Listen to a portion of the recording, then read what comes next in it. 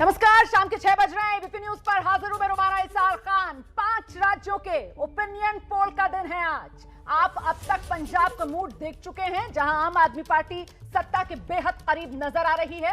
हालांकि बहुमत साफ तौर पर किसी को मिलता नजर नहीं आ रहा, लेकिन आम आदमी पार्टी कांग्रेस को पछाड़कर पंजाब के अंदर सबसे बड़ा दल, सत्ता से कांग्रेस को बेदखल करती हुई नजर आ रही है आम आदमी पार्टी। और बीजेपी पंजाब में कोई कमाल कर नहीं पा रही। अब बारी दूसरे राज्य की, उत्तराखंड का रुख करेंगे हम। पिछली बार डबल इंजन का नारा देकर प्रधानमंत्री नरेंद्र मोदी ने उत्तराखंड के लोगों से सत्ता की मांग की थी, लेकिन इस बार उत्तराखंड का मूड क्या है?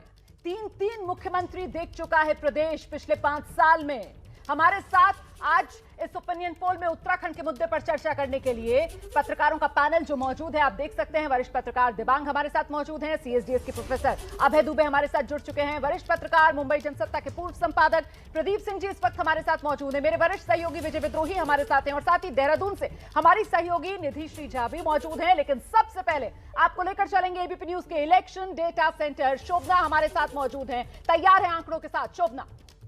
बिल्कुल रोमाना, जिस तरीके से पहाड़ों पर बर्फबारी चल रही है और जिस तरीके से पारा वहां पर शून्य को छू रहा है, लेकिन चुनावों के चलते हुए जिस तरीके से उत्तराखंड में सियासी गर्मी बढ़ी हुई है। चुनाव के ऐलान से पहले प्रधानमंत्री नरेंद्र मोदी ने ताबड़तोड़ दौरे किए, योजनाओं का उद्घाटन शिलान्यास किया, लेकिन उसी उत्तराखंड की धर्म संसद में विवादित बयान भी दिए गए। ऐसे में क्या है उत्तराखंड का मूड? सीधे सर्वे के आंकड़े जान लेते हैं। और पहला आंकड़ा किसे वोट दे रहा है, तो ये ओली की केबल कार में मैं सवार हो चुकी हूं, दरवाजे बंद होने वाले हैं और ये केबल कार अब सीधे रुख करेगी आंकड़ों का, जिसका आपको इंतजार है। तो आंकड़े, बीजेपी को क्या वोट परसेंटेज, कांग्रेस को क्या वोट परसेंटेज, आम आदमी पार्टी को क्या? बीजेपी को 39% वोट परसेंटेज, कांग्रेस दूसरे स्थान पर 37% के साथ, आम आदमी पार्टी 13% के साथ और 11% मिल रहा है अन्य को। हम आपको बता दें कि बीजेपी के इस वोट परसेंटेज में गिरावट देखने को मिल रही है, इसलिए क्योंकि पिछली बार 2017 में 46.5% वोट परसेंटेज था बीजेपी का, कांग्रेस का 33% वोट परसेंटेज था। और ये जो गिरावट बीजेपी और कांग्रेस के वोट परसेंटेज में दिख रही है, क्या इसका सीधा फायदा आम आदमी पार्टी को मिल रहा है? Over to you Romana. महत्वपूर्ण यह हो जाता है कि क्या धामी धरती बचाते हुए नजर आ रहे हैं बीजेपी की, क्योंकि अगर वोट परसेंटेज की बात की जाए तो वोट परसेंटेज के आंकड़े में बीजेपी आगे 39% वोट परसेंटेज के साथ सबसे बड़े दल के तौर पर बीजेपी क्या उभर सकती है राज्य में? इसी पर जरा जल्दी से एक रिएक्शन लेते हैं। दिबांग, क्या लग रहा है आपको, यही आंकड़ा सीटों में इसी तरीके से तब्दील हो सकता है? बीजेपी वापसी कर सकती है क्या? जी हाँ, ये आंकड़ा जरूर सीटों में परिवर्तित होगा। देखिए, अगर आप उत्तराखंड की हालत देखें तो जिस तरह से चाहे वो कांग्रेस पार्टी हो या बीजेपी हो, उनकी जो अंदरूनी सरकुटंबल है, ये एक उनको बहुत परेशानी खड़ा करती है। हरीश रावत पुराने नेता हैं, ऐसे नेता हैं जो बार बार कहते हैं कि विश्राम का समय भी है और चुनाव भी लड़ना चाहते हैं, दोनों बातें उनके साथ। वही हम देख रहे हैं कि बीजेपी में भी कई नेता हैं, उनके मंत्री जो इस्तीफा देने पर तैयार हैं। तो ये एक आपसी अंदरूनी जो झगड़ा है इन दोनों पार्टियों में, उसका बड़ा असर है। बड़ी बात कह रहे हैं सर आप। मुझे लगता है अभय जी को आना चाहिए यहाँ पर। अभय जी, लीड यहाँ पर भले ही बीजेपी की, लेकिन कवर अप कांग्रेस भी करती हुई नजर आ रही। देखिए, कांग्रेस तो बहुत करारी टक्कर दे रही है भारतीय जनता पार्टी को। मुझे तो उम्मीद थी कि शायद और भी ज्यादा बड़ी टक्कर देगी, क्योंकि भारतीय जनता पार्टी ने पिछले 5 साल में अपने अंदरूनी मामलों को ठीक से नहीं निपटाया है। 3 बार उन्होंने मुख्यमंत्री बदला, उनके पिछले 2 मुख्यमंत्री तो बहुत हास्यास्पद किस्म के साबित हुए। तो उत्तराखंड में भाजपा की बुरी स्थिति है सांगठनिक रूप से। ऐसे मौके पर अगर कांग्रेस ठीक से चुनाव लड़ती और शुरू से ही हरीश रावत को प्रमुखता दी जाती और वो नंबर 1 के खिलाड़ी के तौर पे सामने आते, जिस वक्त उन्हें उत्तराखंड में प्रचार करना चाहिए था, उस वक्त पंजाब में वो भारतीय जनता पार्टी की, वो कांग्रेस की समस्याएं हल कर रहे थे। इससे आप अंदाजा लगा सकते हैं कि कांग्रेस ने किस तरीके से पूरे मसले से कांग्रेस बड़ी बात सर आप कह रहे हैं। मुझे लगता है विजय जी का एक रिएक्शन लेते हैं जल्दी से। विजय जी, आम आदमी पार्टी 13% वोट शेयर, ये वोट शेयर वोट कटवा की भूमिका में ले आएगा आम आदमी पार्टी को? देखिए, 13 को ना बड़ा अनलक्की अंक कहा जाता है आमतौर पर। तो कांग्रेस के लिए 13 का जो अंक है, जो आम आदमी पार्टी को मिलता दिख रहा है, वो अनलक्की साबित हो रहा है। हम तो डूबेंगे सनम, लेकिन तुम्हें भी ले डूबेंगे। मुझे लगता है कि ये कहावत चरितार्थ हो रही है, क्योंकि बीजेपी का वोट परसेंटेज 46 से कम होकर 39 और 2019 के लोकसभा चुनाव के मद्देनजर देखा जाए तो 60% वोट मिला था, 60 से घटकर 39% पर आ रहा है। लेकिन अब ये सीटें कितनी बदलती हैं ये देखना दिलचस्प रहेगा। लेकिन मुझे लगता है कि आम आदमी पार्टी कांग्रेस की जीत की राह में एक बड़ा रोड़ा साबित हो रही है। बिल्कुल, तो वोट परसेंटेज के हिसाब से अगर देखा जाए तो मामला बहुत बराबरी का बीजेपी और कांग्रेस के बीच, लेकिन सीट के लिहाज से यह आंकड़ा किस रूप में तब्दील हो रहा है जानते हैं शोभना से। शोभना, बिल्कुल, वोट परसेंटेज की तो हमने बात की है रोमाना, लेकिन अब बहुत जरूरी हो जाता है सीटें कितनी मिल रही है। और सीटों के लिए एक बार मैं फिर ओली की केबल कार का रुख करूंगी। मेरा दरवाजा बंद होने वाला है और दर्शकों को भी इंतजार है कि उत्तराखंड में इस बार किसको कितनी सीट मिलने जा रही है। तो लीजिए, ये मेरी केबल कार चल रही है आंकड़ों की ओर। बीजेपी को 31 से 37 सीटें मिलती हुई दिख रही है, कांग्रेस को 30 से 36, आम आदमी पार्टी को 2 से 4, अन्य के खाते में 1 जा रही है। बीजेपी को नुकसान होता हुआ दिखाई दे रहा है, कांग्रेस को भी नुकसान होता हुआ दिखाई दे रहा है, लेकिन टक्कर जो है वो कांग्रेस और बीजेपी के बीच में कांटे की दिखाई दे रही है। यानी 57 सीट 2017 में, इस बार 31 से 37, 11 सीटें कांग्रेस को इस बार बढ़ती हुई नजर आ रही हैं। 30 से 36 सीटें 2022 के विधानसभा चुनाव में कांग्रेस को मिलती हुई दिखाई दे रही हैं। आम आदमी पार्टी को बहुत ज्यादा फायदा होता हुआ नहीं दिखाई दे रहा है। हालांकि 11% वोट परसेंटेज जरूर है आम आदमी पार्टी का, अन्य के खाते में 1 सीट जा रही है। तो रोमाना, इस समय जो आंकड़े सामने हैं इसमें तो कांग्रेस और बीजेपी के बीच में टाई होता हुआ नजर आ रहा है। बेहद दिलचस्प आंकड़ा है। बीजेपी आप देखिए 31 से 37 है, कांग्रेस 30 से 36 है, 70 विधानसभा सीट उत्तराखंड के अंदर है। जादुई आंकड़ा 36 का बैठता है। और आपको जरा बता देते हैं कि किस तरीके से उत्तराखंड में बीजेपी की सरकार फंस सकती है। सर्वे में ये बड़ी बात सामने निकल कर आई है, उत्तराखंड में बीजेपी और कांग्रेस कोई भी सरकार बना सकता है। भाई, सत्ता की रोटी पलटेगी या नहीं ये कहना फिलहाल बहुत मुश्किल, क्योंकि पलड़ा किसी भी तरफ झुक सकता है। सी वोटर के सर्वे में ये बड़ी तस्वीर जो उभर रही है, और आपको दिखा देते हैं कि किस तरीके की तस्वीर इससे पहले उभर कर सामने आई थी। इसका एक आंकड़ा आपको दिखाते हैं। इससे पहले क्या तस्वीर थी, ये आपको दिखा देते हैं हम। उत्तराखंड हम लगातार ट्रैक कर रहे हैं। कुल सीटें नवंबर के महीने में देख लीजिए आप, बीजेपी 36 से 40 थी, दिसंबर में 33 से 39, और आज की तारीख में बीजेपी की सीटें जो हैं वो पिछली बार के मुकाबले और घटी हैं, 31 से 37 पर आ गई हैं। कांग्रेस का हाल देखिए आप, 30 से 34 नवंबर के महीने में था, दिसंबर के महीने में मामला 29 से 35 पर पहुंचा, और आज की तारीख में ये 30 से 36 पर पहुंच चुका है। मतलब बहुत बराबरी का मामला दोनों के बीच, लेकिन जरा सी बीजेपी ढलान की तरफ, जरा सा कांग्रेस का ग्राफ ऊपर बढ़ता हुआ। और आपको सीधे लेकर चलेंगे अब हमारी सहयोगी निधिश्री मौजूद हैं लोगों के साथ, और निधिश्री से जानते हैं कि क्या कह रहे हैं उत्तराखंड के लोग। इसी तरीके से मामला जमीन पर भी फंसा हुआ नजर आ रहा है। निधि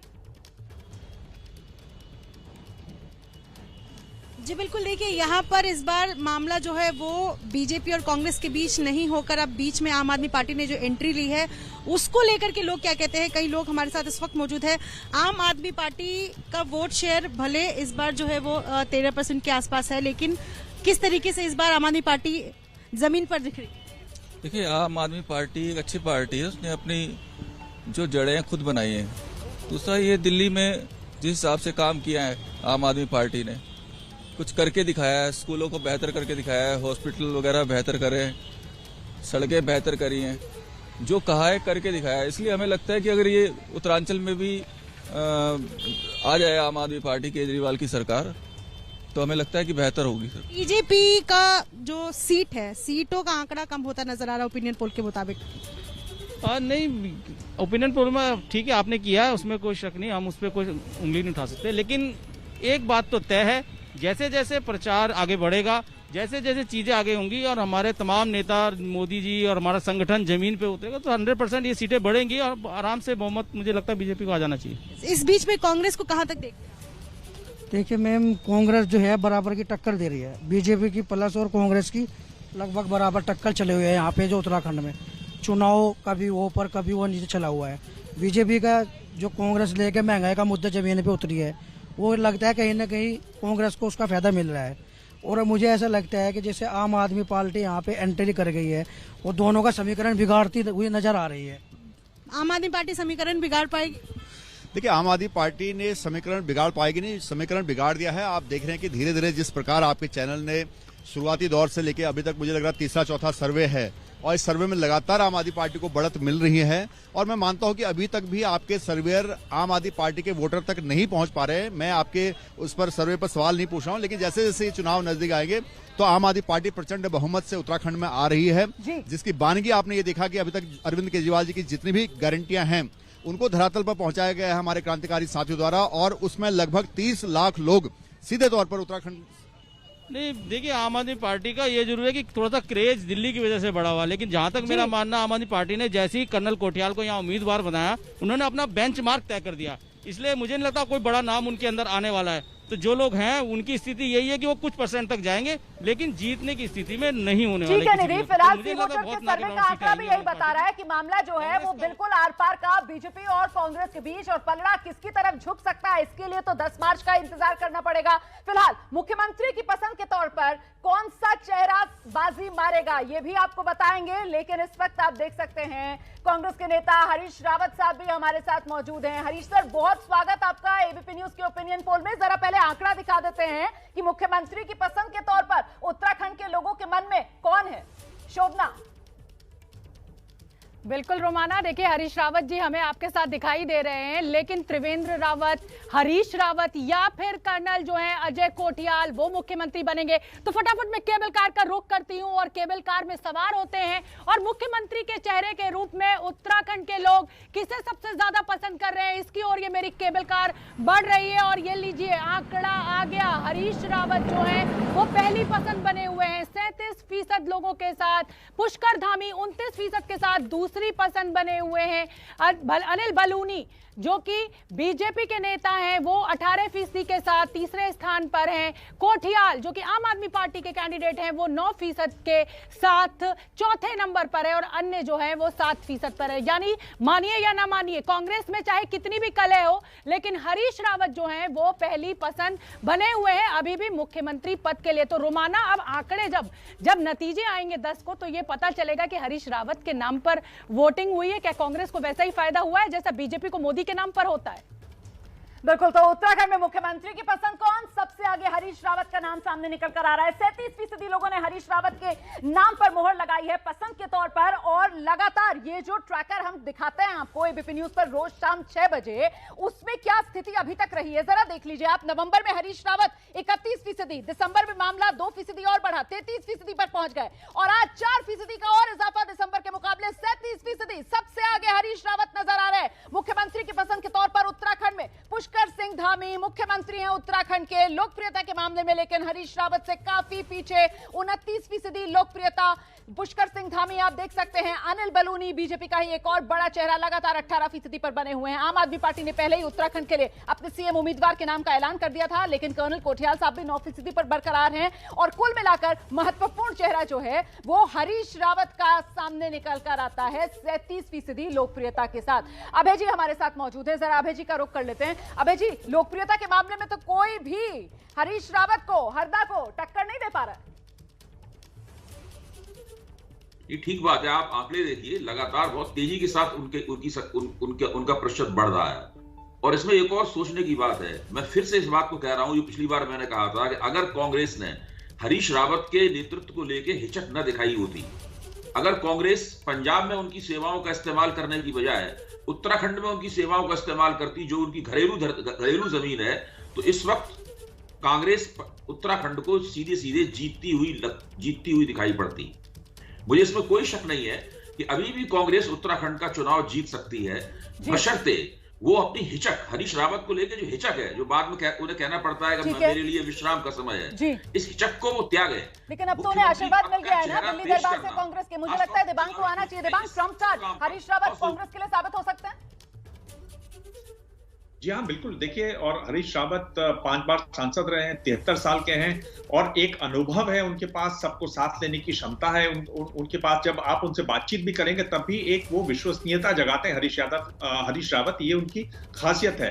तो अगर कांग्रेस उनको प्रोजेक्ट करती, पूरी पार्टी उनके पीछे खड़ी होती, तो कांग्रेस के लोग खुद कहते हैं कि हरीश रावत करीब 5 से 7% वोट कांग्रेस पार्टी के अलावा हरीश रावत के नाम पर आ जाता है पार्टी की तरफ। अगर ऐसा होता तो हरीश रावत एक बहुत कड़ी चुनौती देंगे वहां बीजेपी को। बिल्कुल। तो डिसाइडिंग फैक्टर बीजेपी और कांग्रेस में जिस तरीके से मामला अटका हुआ है, विजय जी, हरीश रावत बन सकते हैं?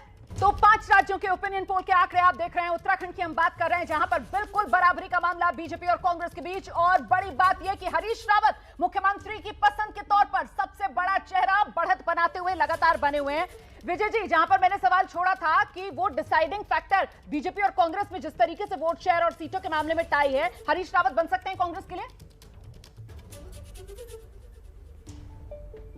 देखिए, अब जो ये सर्वे बता रहा है उसके बाद तो कांग्रेस आला कमान को तय करना पड़ेगा कि हरीश रावत की अगुवाई में ही चुनाव कराया जाता है, उनको मुख्यमंत्री का उम्मीदवार घोषित किया जाता है या नहीं। लेकिन हरीश रावत बड़े व्यवहार कुशल है, कुमाऊं क्षेत्र से आते हैं, धामी भी कुमाऊं क्षेत्र से आते हैं। और देखिए, यशपाल आर्य जैसा नेता और उनका बेटा 5 साल पहले हरीश रावत से अदावत के चलते पार्टी छोड़कर बीजेपी में चले गए थे, और अब वो वापस लौट आए तो हरीश रावत इस ढंग से गले मिले जैसे बिछड़ा हुआ भाई मिला हो। तो 2 सीटें तो उन्होंने इस रूप में पुख्ता कर ली। बहुत से ऐसे कांग्रेस के नेता हैं जो बीजेपी में चले गए थे, जो लौट कर आना चाहते हैं। तो क्या हरीश रावत को मुख्यमंत्री घोषित कर दिया जाता है तो ऐसे नेताओं की वापसी कांग्रेस में संभव हो सकती है? ये भी शायद आला कमान को विजय जी, हमारे साथ इस वक्त कांग्रेस के नेता हरीश रावत साहब खुद मौजूद हैं। हरीश सर, बहुत स्वागत आपका एबीपी न्यूज में। और ओपिनियन पोल के हम आंकड़े दिखा रहे हैं, बीजेपी और कांग्रेस पार्टी के बीच सीटों के मामले में मामला टाई पर है। लेकिन सर, जहां मुख्यमंत्री की पसंद की बात आती है ना, वहां कोई भी दूर दूर तक आपकी टक्कर में नजर नहीं आ रहा है। सर, सिटिंग सीएम को जबरदस्त तरीके से पछाड़कर 37% लोग सबसे ज्यादा हरदा को पसंद कर रहे हैं अपने मुख्यमंत्री के तौर पर। कितना सर? 37% सबसे आगे हैं आप सर्वे में। अच्छा, मैं उत्तराखंड के लोगों का बहुत आभारी हूँ। दाता जितना प्यार दे दे आदमी को उसमें संतोष करना चाहिए, और आगे के लिए और लोग पसंद करें उसके लिए प्रेरित होना चाहिए। पर सर, आपकी पार्टी आपकी लोकप्रियता का फायदा उठाएगी? औपचारिक तौर पर आपके नाम का ऐलान किया जाएगा क्या चुनाव से पहले? देखिए, जो जनधारणा बन जाती है, एक बात तो लोग जानते हैं कि जहां मैं जाता हूं तो हरीश रावत होगा तो मुख्यमंत्री होगा। तो आधा काम तो बिना घोषित किए भी चल जा रहा है। जब बिना घोषित किए काम चल जा रहा है तो फिर घोषित करने का कष्ट क्यों उठाया जाए? पार्टी का काम चल रहा है। लेकिन देखते हैं ये लड़ाई, यदि हमें पूरा विश्वास है कि चुनावी प्रक्रिया ज्यों-ज्यों आगे बढ़ेगी और सार पर होती जाएगी और कांग्रेस के लिए समर्थन बढ़ता जाएगा।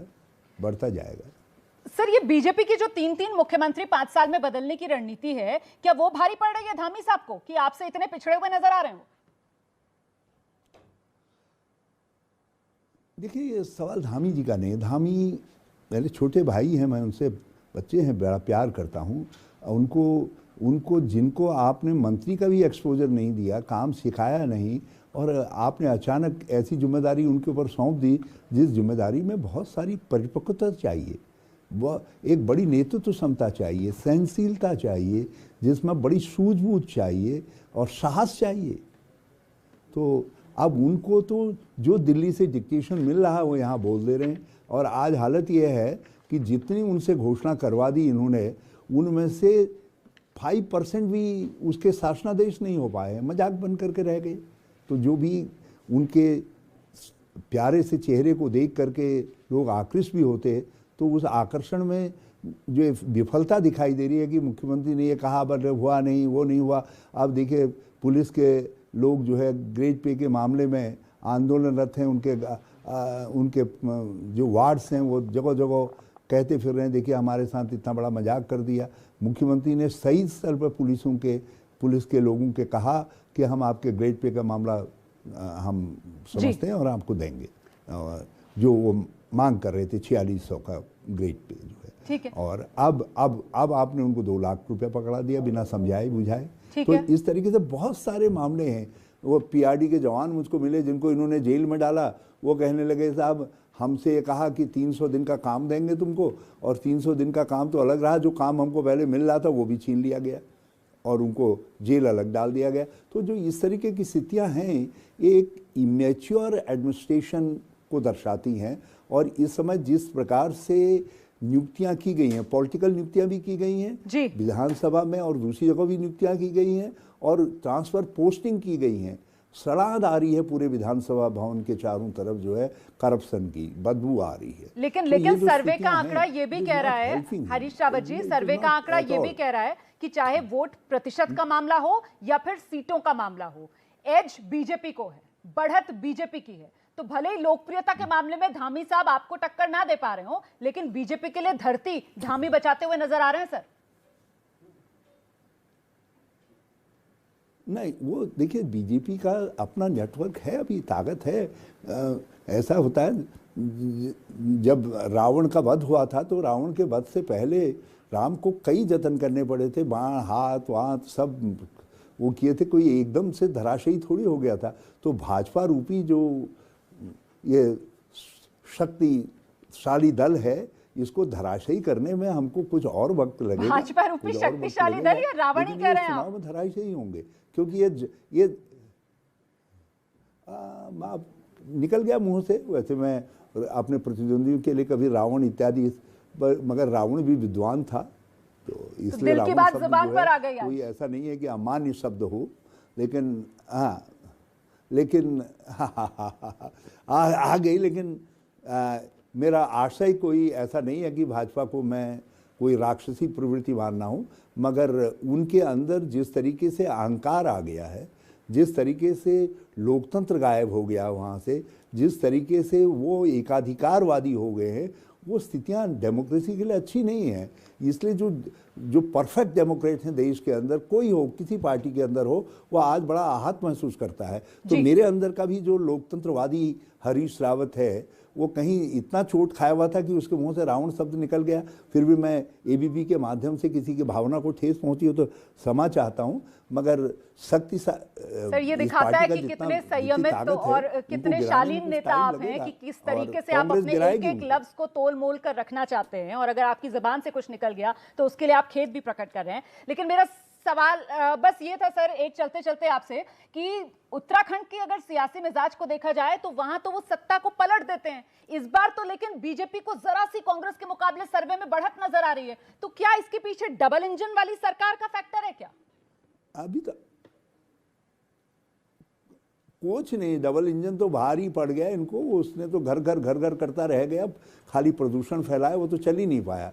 असल में मोदी जी का कुछ आकर्षण रहता भी नहीं रहता। ये जो डबल इंजन है, जैसे ही मोदी जी आते हैं लोगों को डबल इंजन दिखाई देता है, बेरोजगारी दिखाई देती है, महंगाई दिखाई देती है, सरकार का भ्रष्ट चेहरा दिखाई देता है, और वो खनन लूट हो रही है खनन के नाम पर उत्तराखंड में। अब जो ट्रांसफ़र पोस्टिंग नीतियों में जो लूट हो रही है वो सब दिखाई देती है। तो इसलिए धीरे धीरे जो सारी वास्तविकताएं लोगों के सामने आ रही हैं, लोग परिवर्तन का मन बना चुके हैं, और मुझे पूरा विश्वास है कि उत्तराखंड में परिवर्तन होगा। And ABP will be first to announce this कि अब परिवर्तन हो रहा है उत्तराखंड के अंदर। और अगर ऐसा होगा सर तो आपका भी इंतजार रहेगा कि आप भी सबसे पहले एबीपी न्यूज पर आएं और प्रतिक्रिया जरूर दें। फिलहाल बहुत बहुत शुक्रिया एबीपी न्यूज के लिए वक्त निकालने के लिए। आप सुन रहे थे हरीश रावत साहब को, जो कह रहे हैं कि डबल इंजन की सरकार दरअसल उत्तराखंड में बीजेपी को भारी पड़ गई है, बजाय इसके कि जिस तरीके से बीजेपी की तरफ से कहा जाता है कि डबल इंजन की सरकार का तो राज्य में सत्ता में आने में फायदा मिलता है। जल्दी से लिए चलते हैं आपको हमारे साथ तमाम जो खास मेहमान हमारे बने हुए हैं। दिव्यांग, आप सुन रहे थे हरीश रावत को, कुल मिलाकर काफी कॉन्फिडेंट हरीश रावत नजर आ रहे हैं।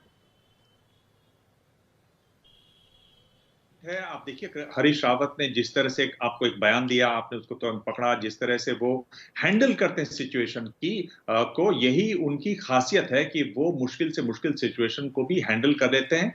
सारी पार्टी को अगर वो चाहते हैं कि वहां पर बीजेपी को कड़ी चुनौती देनी है तो उनको एक साथ आना होगा, हरीश रावत के पीछे खड़ा होना होगा, तब एक बहुत कांटे की टक्कर हो सकती है। दूसरी बात, अगर आप देखें जिस तरह से आंकड़े हैं, अगर बीजेपी 20-25 सीटें खो रही है आपके ये ओपिनियन पोल में, और इतना ही फायदा हो रहा है कांग्रेस को, तो ये भी अक्सर हमने देखा है कि जब भी कोई पार्टी सीटें खोती है तो फाइनल नतीजों में ये आंकड़ा अभी और कम आएगा, और जो पार्टी उछाल पे होती है, और इतनी जबरदस्त अगर इसकी उछाल यहाँ दिखाई दे रही है, तो ये आंकड़ा भी और बढ़ेगा। यानी बीजेपी के लिए ये जो एबीपी न्यूज का सर्वे है, ये एक तरीके से महत्वपूर्ण बात आप कह रहे हैं, महत्वपूर्ण बात आप कह रहे हैं। कुल मिलाकर अभी तक 2 राज्यों की सियासी तस्वीर हम आपको दिखा चुके हैं, उत्तराखंड की सियासी तस्वीर, पंजाब का ओपिनियन पोल का आंकड़ा, और आगे इंतजार कर रहे हैं आपके लिए।